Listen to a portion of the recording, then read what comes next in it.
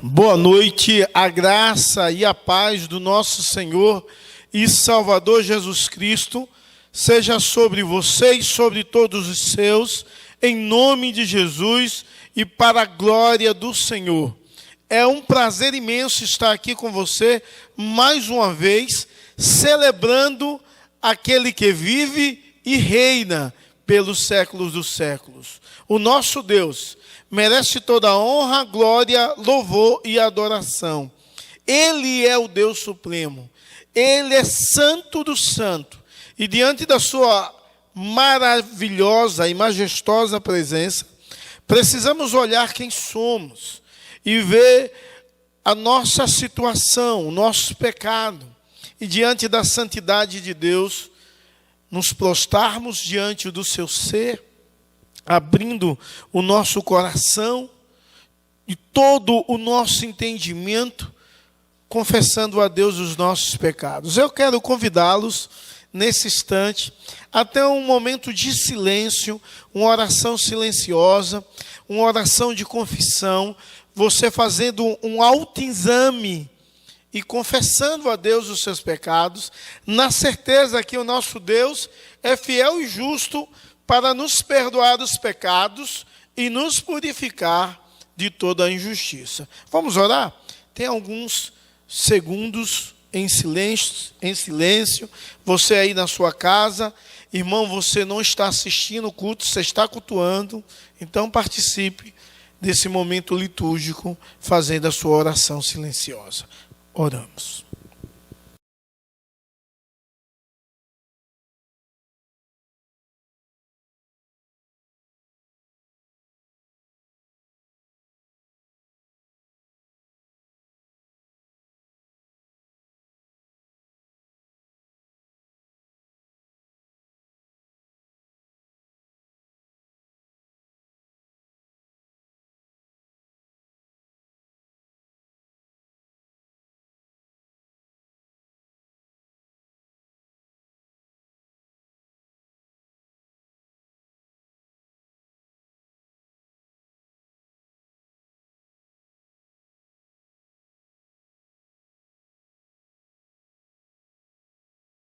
Grandioso Deus, diante da tua presença aqui estamos, queremos, ó Deus, te pedir perdão, pois magoamos a tua santidade, ferimos ao Senhor. Deus, tem misericórdia. Senhor, visita-nos e transforma o nosso viver. Ajuda-nos, ó Deus, a vivermos e vivermos para a glória, louvor, adoração e magnificação do teu santo nome. É em nome de Jesus que oramos, ó Deus, certo da tua direção, do teu cuidado, na certeza do teu poder. Manifesta a tua graça no meio do teu povo, age de forma extraordinária no meio da tua igreja, perdoando para a glória e louvor do teu nome. Aceita o nosso culto, a nossa adoração, pois prestamos humildemente ao Senhor, na certeza da tua bondade, do teu amor, direção e cuidado, em nome de Jesus. Amém e amém. Se você confessou a Deus os seus pecados, certamente Deus, que é fiel e justo, Ele te perdoou e você é livre para continuar exaltando e bendizendo o Senhor, adorando a Deus na beleza da sua santidade. Em nome de Jesus e para a glória do Senhor. Amém.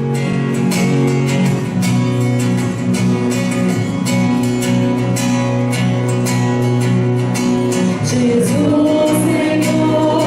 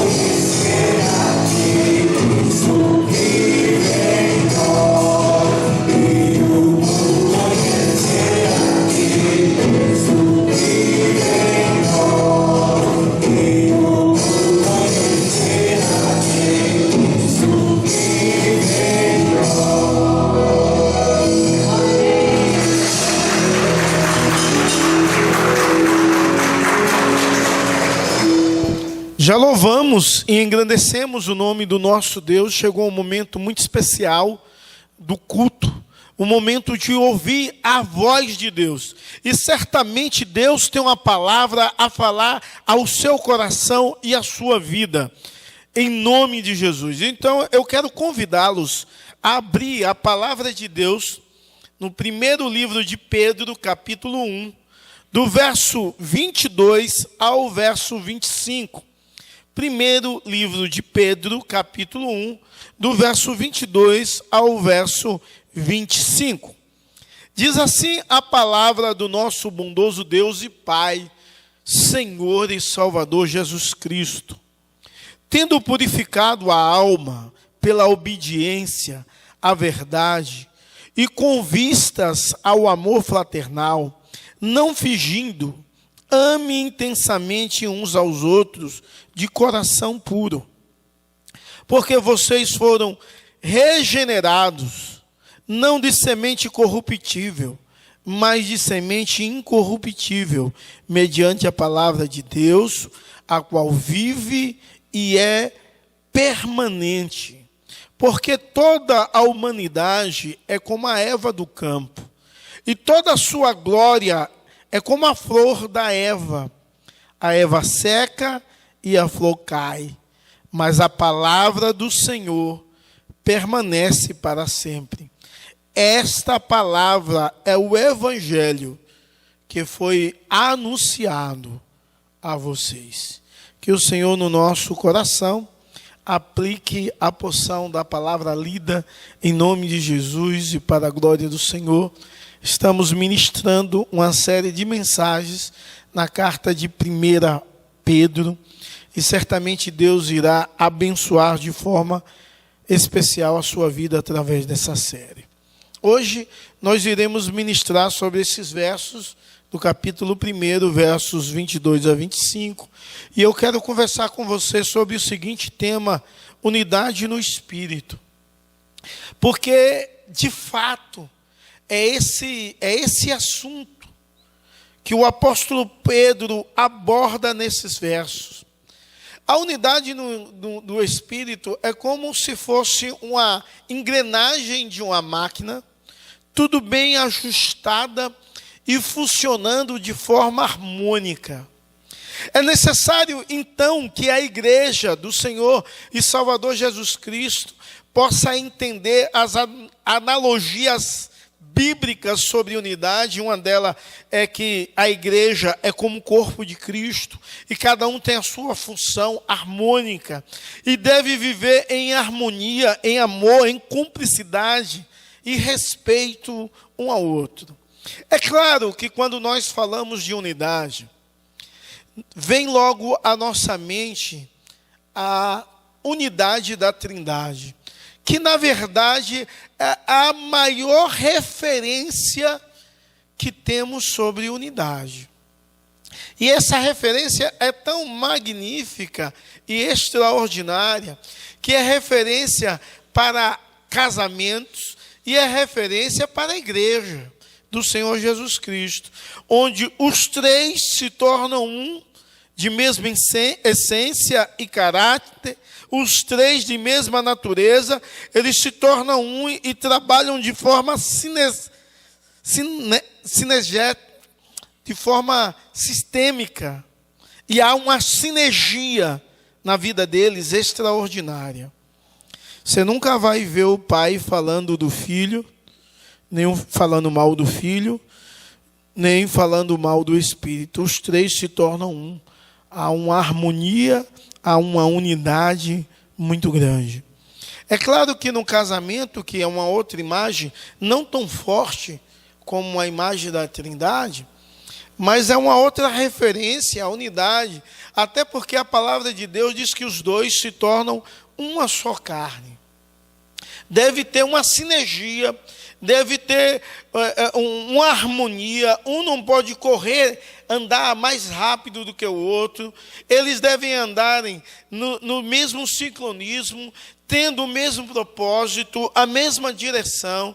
E quando isso acontece, o casamento é abençoado. E na matemática os dois se tornam um.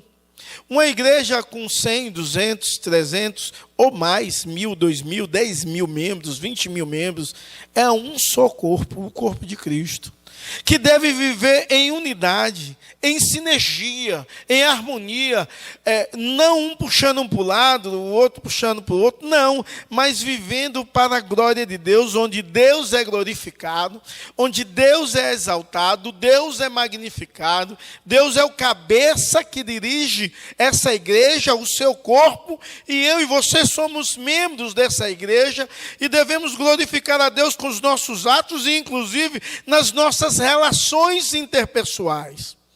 Unidade no Espírito. Nessa sessão, o apóstolo Pedro enfatiza a unidade espiritual. Ele vai apresentar 3 aspectos porque nós devemos viver em unidade. E em primeiro, ele vai dizer que nós devemos viver em unidade porque nós expressamos o mesmo amor. Ou seja, se o amor de Deus está em nós, é esse amor que nós devemos expressar. Nós devemos viver em unidade por causa que experimentamos o mesmo nascimento. Ou seja, se você já nasceu de novo, você nasceu do Espírito, você deve viver em unidade com seu irmão, que experimentou o mesmo nascimento que você, é unido pelo mesmo Deus, é dirigido pelo mesmo Espírito. E em terceiro lugar, é porque recebemos a mesma palavra. É claro que ele vai começar trazendo à nossa mente, ao nosso coração, a ideia do amor, o próximo, um amor intenso. Mas quando nós lemos o capítulo 1, nós vamos ver que Pedro estimula o crente a viver e viver nos passos de Jesus, já purificado, experimentando uma vida santa. É claro que no capítulo 1 ele vai conduzir o povo a uma vida cheia dos frutos do Espírito, a se limpar do egoísmo e aprender a amar as pessoas de uma forma intensa e extraordinária. Eu chamo a sua atenção ao verso 22, onde expressamos o mesmo amor. Tendo purificado, diz o verso 22, a alma pela obediência à verdade, com vista ao amor fraternal, não fingido, ame intensamente uns aos outros de coração puro. Ou seja, nós devemos expressar o mesmo sentimento, porque a nossa alma já foi purificada pela obediência à verdade da palavra de Deus, com vista, a ideia aqui, com o propósito do amor, com o propósito de viver e expressar o amor fraternal. É claro que na sua grande maioria das vezes, a palavra amor, ela tem possivelmente 2 conotações, tem várias conotações, mas geralmente Pedro vai usar a palavra amor em 2 conotações. Primeiro, no original grego, ele usa a palavra amor, o termo é Filadélfia, que dá a ideia de um amor fraternal. E a outra vez que ele vai expressar, ele vai falar do amor, o amor ágape, que significa o amor sacrificial.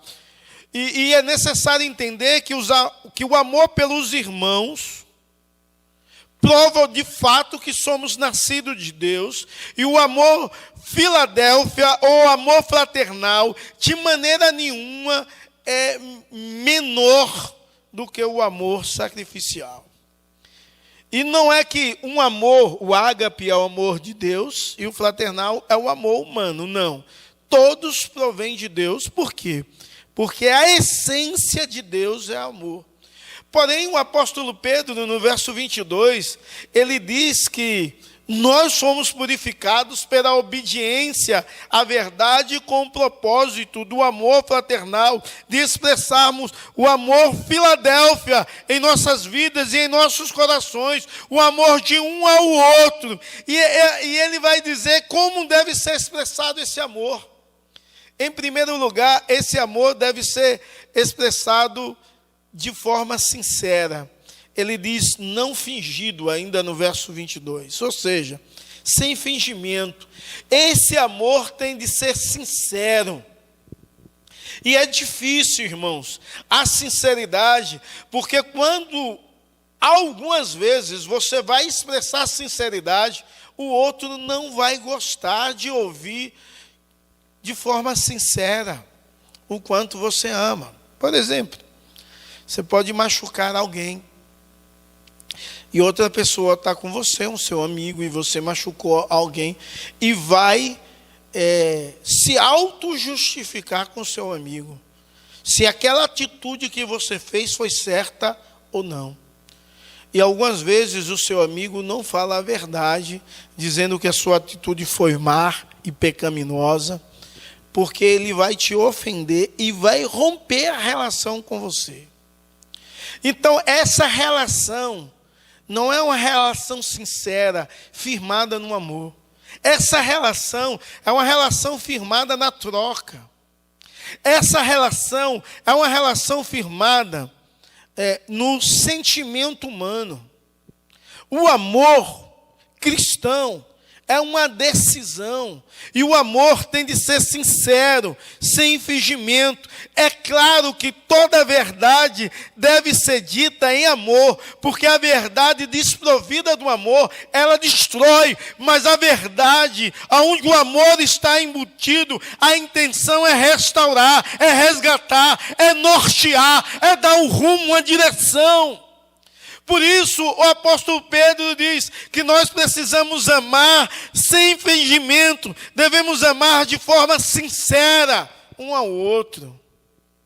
Irmãos, uma outra verdade no verso 22, de como devemos amar, porque ele diz que o propósito da purificação pela obediência à verdade é o amor fraternal. E devemos amar de forma sincera, não fingida. Mas ainda no verso 22, ele diz que nós devemos amar intensamente uns aos outros de coração puro. Isso é fantástico. Quando o apóstolo Pedro diz que nós devemos amar intensamente, ou seja, tem de ter um amor fervoroso pelo irmão. E cada vez mais, as relações interpessoais na igreja vão se esfriando. Porque a sociedade da qual nós vivemos é uma sociedade egoísta, onde as pessoas estão preocupadas consigo mesmo, são egocêntricas, e não há tempo para nutrir verdadeiras amizades, porque o tempo que você tem é muito curto e você deve correr atrás de ter e de ser, e cada vez mais procurar suprir os seus objetivos e interesse. Mas é necessário entendermos uma verdade. A verdade é que o apóstolo Pedro diz que o amor para com o nosso irmão tem de ser fervoroso. Eu tenho de amar o meu irmão intensamente. E talvez como igreja de Cristo nós não temos experimentado esse nível de amor fraternal, de irmandade, aonde há um fervor, aonde há uma alegria, aonde há um desejo de estar perto, de viver em comunhão, de viver juntos, de desfrutar e compartilhar coisas. E na palavra de Deus, pelo menos, vai ressaltar pelo menos duas pessoas que viveram um amor desse tipo. Você pode ver a história de Jonathan e Davi, ou Davi e Jonathan, como se preferir. O amor que um tinha pelo outro era um amor fervoroso. Era um amor de tanto se doar um ao outro e servir um ao outro, e de tal forma que, se fosse nos nossos dias, um amor daquele nível poderia ser confundido com uma relação homoafetiva. Um outro amor tão fervoroso é demonstrado no sentido de irmandade, o amor de Ruth e Noemi. Um amor onde havia um fervor. Talvez a sua relação com o seu irmão Talvez a sua relação com os membros da sua igreja é tão fria e apática, tão distante do propósito de Deus e da verdade que Deus deseja para você como igreja de Deus e povo de Deus. Precisamos, em nome de Jesus, rever as nossas situações, precisamos, em nome de Jesus, rever as nossas relações à luz da palavra de Deus e precisamos expressar o mesmo sentimento, já se somos unidos um com o outro. Eu não estou dizendo que você precisa mudar a sua característica, a sua personalidade, a sua maneira de ser e de se expressar, mas o que eu estou dizendo é que a unidade do Espírito, ela traz sinceridade e fervor na relação da irmandade. Uma outra coisa que nós devemos entender e viver em unidade no Espírito é porque nós experimentamos o mesmo sentimento. E o verso 23 diz assim: porque vocês foram regenerados, não de semente corruptível, mas de semente, não de semente corruptível, mas de semente incorruptível, mediante a palavra de Deus, a qual vive e é permanente. Ou seja, nós experimentamos o novo nascimento. Ele diz, porque vocês foram regenerados. A ideia é que nós, como povo de Deus e igreja de Cristo, experimentamos o mesmo nascimento. Nós cremos no mesmo Evangelho, porque foi mediante a palavra de Deus, a qual vive e é permanente, que não sofre dano, que não sofre avaria, que é o mesmo Evangelho sendo pregado e ensinado, desde a época de Jesus. Mas é necessário entendermos também que nós temos o mesmo Espírito, e vivemos e somos renovados, ou renascemos, ou experimentamos a regeneração, o novo nascimento, que é fruto do Espírito Santo em nossa vida, na sua vida. Foi Deus que regenerou você, foi Deus que me regenerou, foi Deus que colocou a vida dele em mim e a vida dele em você, e experimentamos o mesmo nascimento, a mesma pregação da verdade, o mesmo Espírito, e isso deve causar uma transformação de uma obra completa em toda a minha vida, da minha maneira de viver, de pensar e de expressar. Tudo tem de ser mudado a partir da ótica de Cristo e da unidade no Espírito Santo sobre a minha vida e sobre a sua vida. Se não vivemos assim, talvez vivemos de forma humana, contraditória, de forma contrariando os princípios de Deus, então talvez o nosso prisma de direção, de norte, não seja Deus, seja a humanidade. E é claro que poderia ter muitas pessoas vivendo, olhando o homem, olhando o ter e o ser, em busca de viver parecidamente que vivia eternamente, sem viver eternamente.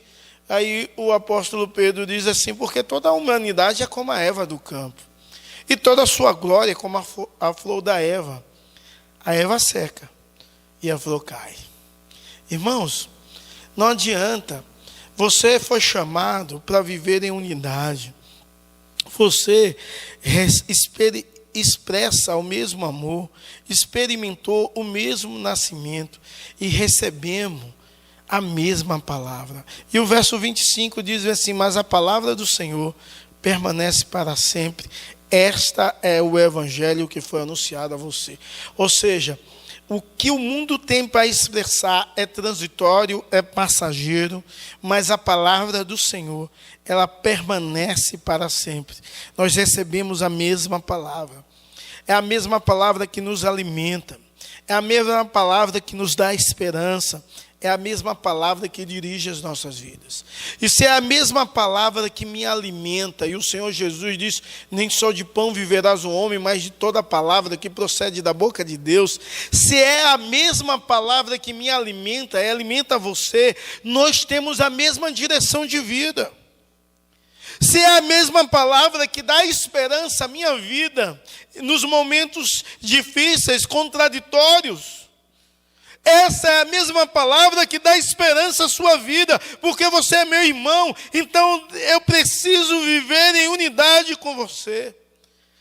Se é a mesma palavra que dirige a minha vida e dirige a sua vida, essa palavra nos ensina a andar concordemente no Senhor.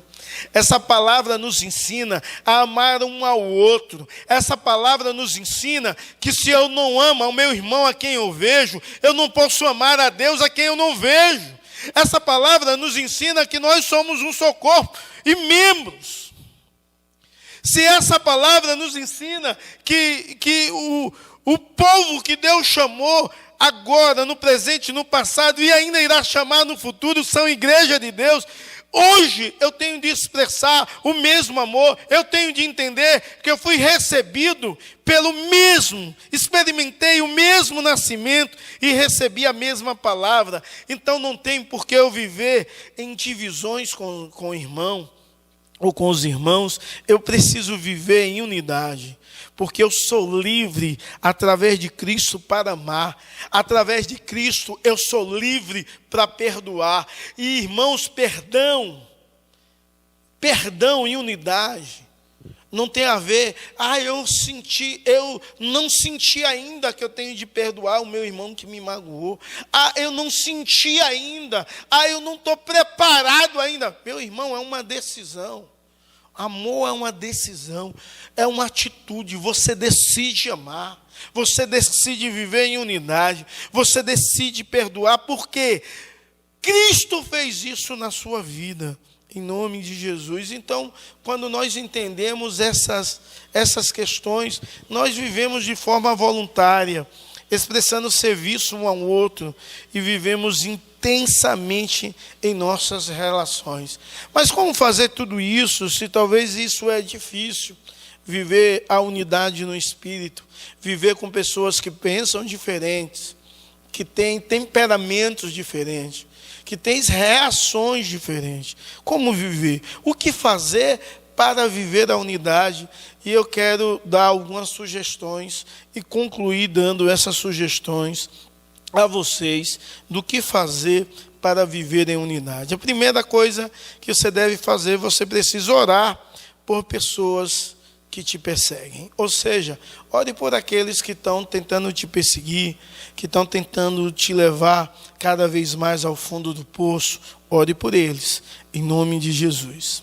Uma outra coisa, uma outra atitude que você pode tomar é amar a quem se apresenta caído. Sabe, a igreja é o único lugar onde deixa os seus feridos à margem do caminho. Você precisa aprender a amar a quem se apresenta caído. Você precisa aprender a amar aquele que está disciplinado, aquele que pecou, aquele que cometeu um ato aos seus olhos muito pecaminoso, mais do que você. Então não se ache superior a ele. Ame. Sabe por quê? Porque você é pecador do mesmo nível, porém cometendo outros pecados. Ame o que se apresenta caído, cuide do caído, ajude no processo de restauração, cultive o bem ao máximo de pessoas possíveis. Você, na sua igreja, você que vai ouvir essa mensagem e é de outra igreja, você que ainda não é cristão, eu quero te dizer que você precisa cultivar o bem ao máximo de pessoas possíveis. Você precisa expressar amor ao máximo de pessoas possíveis. Você precisa viver bem também com o povo da sua família, da família da fé, e ter alegre dedicação em servir um ao outro. É isso que Deus deseja. Deus deseja que possamos viver a unidade, expressarmos a unidade do Espírito, porque nós expressamos o mesmo amor, experimentamos o mesmo nascimento e recebemos a mesma palavra. Que Deus te abençoe, que te guarde, te sustente em todos os seus dias, em nome de Jesus, e que você possa amar como Deus ama a você. Em nome de Jesus e para a glória do Senhor. Vamos orar? Deus, em nome de Jesus, Obrigado, ó Deus, porque o Senhor comunicaste o teu amor para com as nossas vidas. E queremos te pedir, ó Deus, que o Senhor nos ajude a expressarmos esse amor diuturnamente para com o próximo. Senhor, em nome de Jesus, que possamos tomar decisões assertivas que venham glorificar ao Senhor e restaurar a comunhão sempre. Que não permita que a nossa comunhão seja quebrada. Ajuda-nos a vivermos e vivermos em unidade, com o propósito de engrandecermos o teu reino, glorificarmos ao Senhor, que é santo e verdadeiro. Toma cada um nas tuas mãos. Guarda, protege, sustenta e ampara. Em nome de Jesus. Amém e amém. Receber a bênção, meu amado, que a graça do nosso Senhor e Salvador Jesus Cristo, que o amor de Deus, o nosso eterno Pai, que a comunhão e a consolação do Divino Espírito Santo seja sobre você e sobre todo o povo de Deus espalhado sobre toda a face da terra, hoje e para todo sempre. Amém. Que Deus te abençoe, que Deus te guarde, que Deus te proteja e que você possa viver sempre para a glória de Deus. Se essa palavra falou o seu coração e a sua vida, envie para o máximo de pessoas que você conhece. Deus abençoe a todos e tenham todos uma boa semana, em nome de Jesus.